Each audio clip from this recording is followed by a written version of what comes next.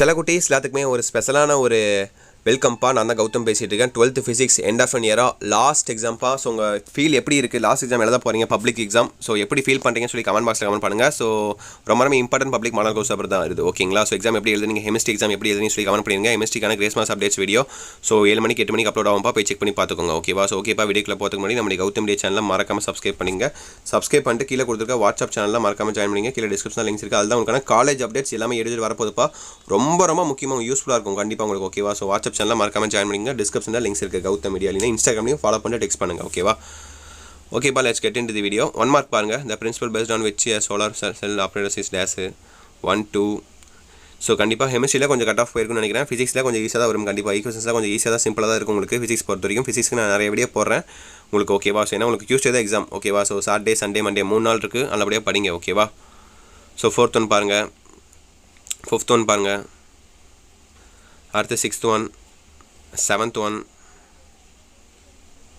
8 1, 9 10 11 12 13 14 15.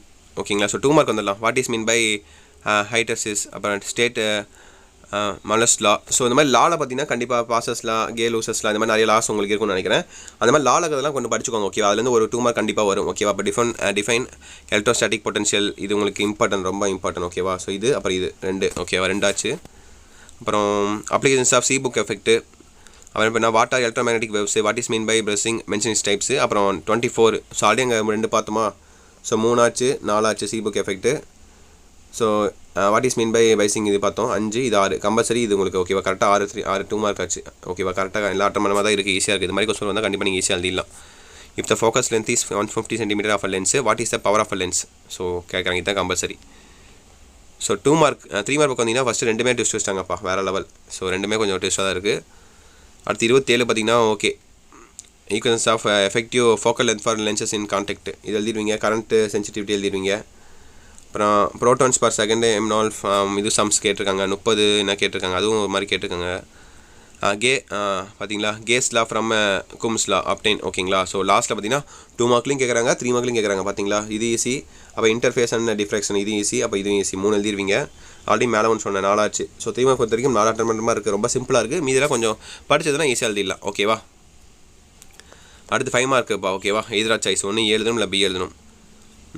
5 மார்க்கில் பார்த்தீங்கன்னா first one microprocessor obtain ஈக்குவன்ஸ் of magnification of near point focusing and normal focusing. So இது easy தான் ஓரளவுக்கு. 2மே ஓரளவுக்கு நார்மல் தான், கஷ்டம்லாம் சொல்ல முடியாது. இது பாருங்கள், டிரைவ் 2மே சம்ஸ் மாதிரி கேட்டிருக்காங்க.